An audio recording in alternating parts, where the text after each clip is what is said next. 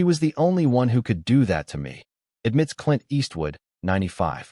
Born Clinton Eastwood Jr. on May 31, 1930, in San Francisco, California, Clint Eastwood grew up in the midst of the Great Depression. Eastwood had a humble childhood that helped him mold his strong work ethic and tenacious personality. His father was a steelworker and migratory laborer. Therefore, his early years were characterized by repeated migrations throughout California. He learned the importance of tenacity, modesty, and independence during these early years. These traits would eventually characterize his on-screen presence and his conduct in real life. When he was chosen to play Rowdy Yates in the television Western series Rawhide in the late 1950s, Eastwood became well known. During its run from 1959 until 1965, the show was a huge sensation and gave Eastwood his first taste of stardom. But what cemented his legacy in film history was his ascent to global fame in the middle of the 1960s. For a few bucks more, Eastwood appeared in the landmark Bucks trilogy, A Fistful of Dollars, 1964, which he co-directed with Italian filmmaker Sergio Leone. The Good, the Bad, and the Ugly, 1966, and 1965. The Famous Man with No Name, a stoic antihero whose silent strength and moral ambiguity enthralled spectators, was first introduced to the world in these spaghetti westerns. In stark contrast to the more refined, conventional cowboy image of previous decades, Eastwood's interpretation gave the Western genre a gritty realism that revolutionized the genre. As he starred in and directed a number of highly regarded and financially successful movies in the 1970s and 1980s, Eastwood kept developing. In Dirty Harry, 1971, he debuted Dirty Harry Callahan, another iconic figure. For a generation struggling with increased crime and disenchantment with authority, this tough, no-nonsense San Francisco police officer came to represent justice administered outside the walls of bureaucracy. In addition to inspiring other sequels, the movie solidified Eastwood's standing as a strong, unyielding action hero. Beyond his success as an actor, Clint Eastwood became one of Hollywood's most renowned and successful filmmakers.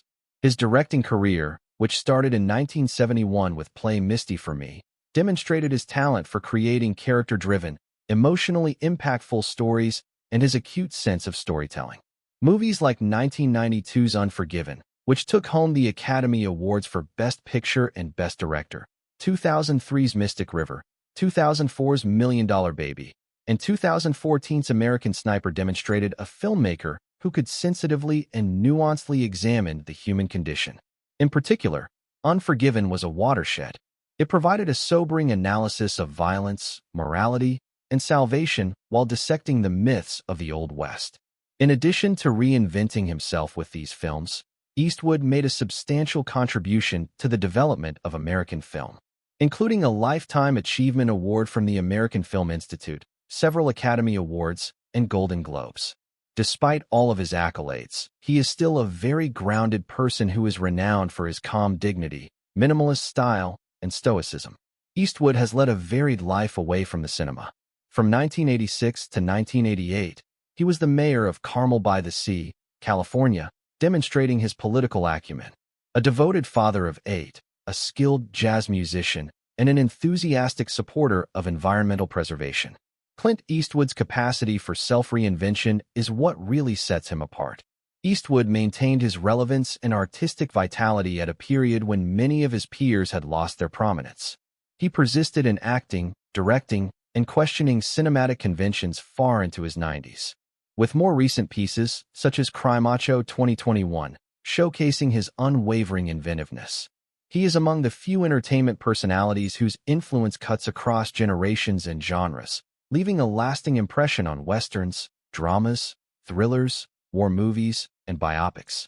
Known for his tough on-screen demeanor and long career in Hollywood, Clint Eastwood has attracted a lot of attention for his complicated and colorful personal life, especially his many romantic relationships over the years. Eastwood, who is frequently referred to as a contemporary Casanova, developed a reputation for being incredibly charming and evasive when it came to romantic matters.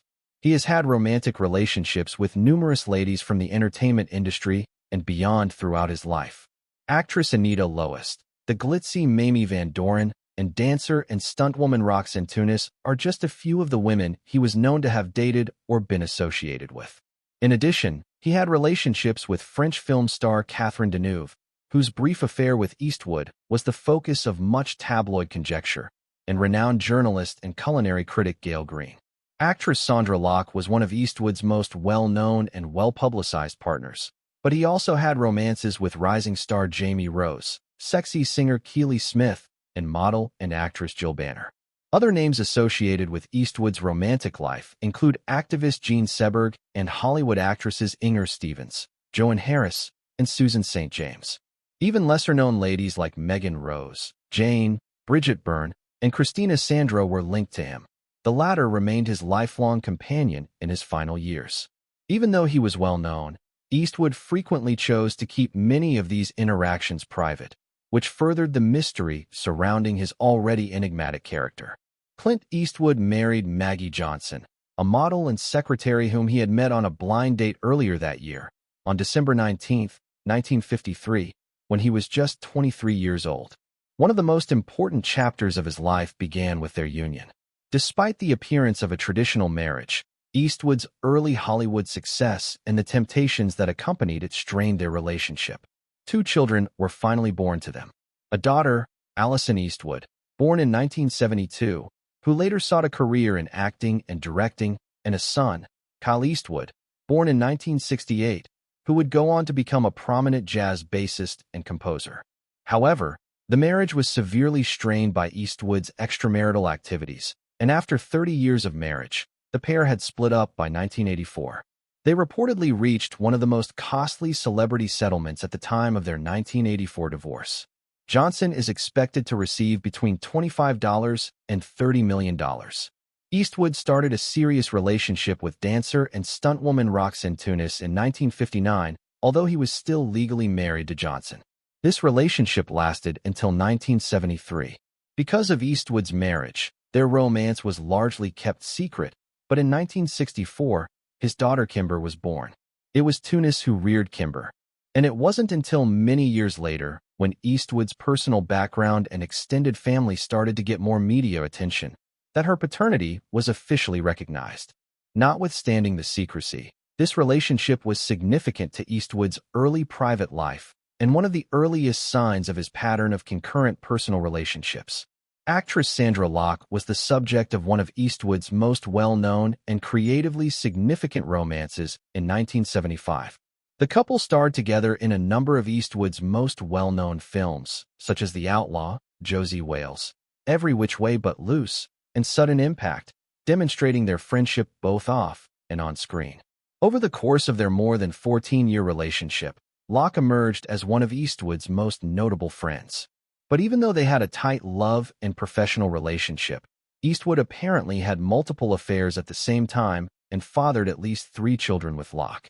This information eventually sparked controversy and legal issues between the two. After a tense breakup in April 1989, Locke accused Eastwood of dishonesty and career sabotage in a widely reported court case. During his time with Locke, Eastwood had a covert relationship with a flight attendant named Jocelyn Reeves. Scott Eastwood and Catherine Eastwood were born in 1986 and 1988, respectively, as a result of their long-hidden affair. Reeves reared both kids out of the spotlight for a while. Yet it wasn't until Scott started pursuing his own acting career in the 2010s that Eastwood's paternity was publicly acknowledged. Since then, Scott has emerged as a rising Hollywood celebrity, carrying on his father's gritty appeal and fashion and professional traditions. Though she has stayed more subdued than her brother, Catherine has also experimented with writing and acting. After splitting from Sandra Locke, Eastwood's next big relationship was with actress Frances Fisher, who starred in movies and TV shows like Titanic and Unforgiven. They dated for a number of years, starting in the early 1990s. Their daughter, Francesca Eastwood, was born in 1993 and would go on to become a model, actress, and television personality. Although they have remained friendly and helpful in raising their daughter, Eastwood's relationship with Fisher ultimately terminated, much like many of his past partnerships.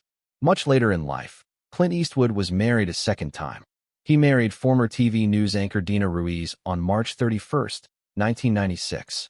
Compared to many of Eastwood's past relationships, their marriage was more traditional and prominent, and Dina frequently went with him to public events and premieres.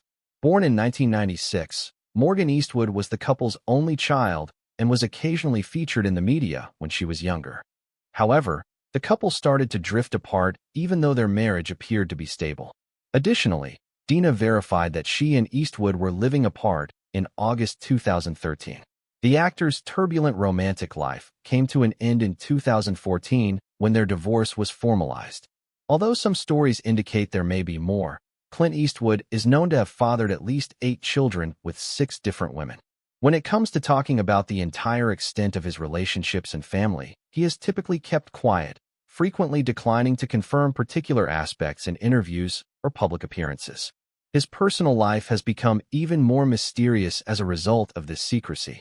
Many of his children, however, have stayed close to Eastwood, and some have followed him into the entertainment business in different roles.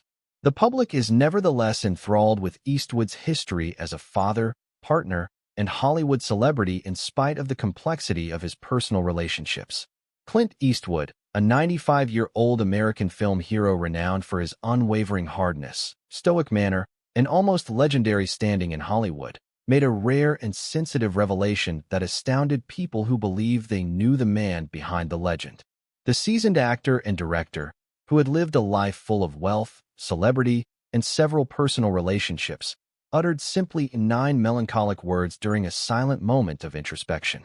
The only person who could do it to me was her. He was talking about Sandra Locke, of course. Even after 9 decades of living, the woman's presence in his life had left a scar that was too deep and permanent to fully heal. The comments were spoken with a profound, almost spiritual pain rather than resentment, as if he were going back to a period of his life that he had never really put an end to. Sandra Locke was more than simply a co-star in movies like Bronco Billy, The Gauntlet, and The Outlaw Josie Wales. She was an equal to Eastwood and his muse, possibly the only lady who has genuinely pushed him both emotionally and artistically. When they first met in 1975, something changed in Eastwood the instant their gazes met the set of Josie Wales, The Outlaw. He was more than the grizzled anti-hero or the steel-eyed gunslinger. He appeared vulnerable, almost delicate, and human around her. Over the course of 13 turbulent years, their relationship was marked by tremendous passion, artistic collaboration, emotional upheaval, and, in the end, a tragic and highly public breakdown. Nevertheless, the litigation, the betrayals, and the silence had left him with a permanent scar that would not go away with time or success. It wasn't just a figure of speech or a change of phrase when Eastwood said, "I couldn't walk after." He wasn't talking about a bodily wound. Instead, to the emotional paralysis that ensued after their romance ended. Locke's departure had stopped him cold amid a life full of motion, movie sets, political interviews, award stages, and directors' chairs. He characterized the breakup as a sort of emotional shutdown that left him feeling hollow and confused. He once confessed to a close confidant that she had broken something inside of me, and I was never able to mend it. It was astounding to think that a man who had endured the demanding demands of Hollywood for more than 60 years, fought in war, directed films that won awards, and command respect with his presence had ever been brought so low, not by an adversary, but by a woman he loved. In Sandra Locke's circle, Clint Eastwood, who had always kept control in his life both on and off film, appeared to relinquish that authority, if only momentarily. She was a sharp-witted, talented actor with a razor-sharp mind and a strong will. Locke wasn't happy to be in his shadow like many of the women he had dated before or after. She saw through Clint Eastwood's myth to the weak guy underneath and demanded to be seen and heard. And maybe that's why she was so hazardous to him. She caused him to experience emotions he didn't want to. She caused him to doubt his own intuition. She caused him to pause. Eastwood's thoughts frequently return to Sandra when he sits by himself in his Carmel estate years later, surrounded by accolades, screenplays, and pictures from a life in the spotlight. Not the litigation, the scandal, or even the movies, but the silent, snatched moments in between takes. The way they laughed, the way she looked at him when no one else was present, and the way she could make him stop talking with a single glance or elicit an honest and genuine response from him when the camera wasn't rolling. He repeated it, gentler this time, as if saying it again would make it less real. She was the only one who could do that to me. For a man who had experienced almost a century of love, art, conflict, and transformation. It wasn't a bullet or treachery that left Clint Eastwood with the most permanent wound. Sandra Locke was the woman in question. Even at 95, he continued to carry her memories in his heart like a secret snapshot, tattered on the edges but never thrown away.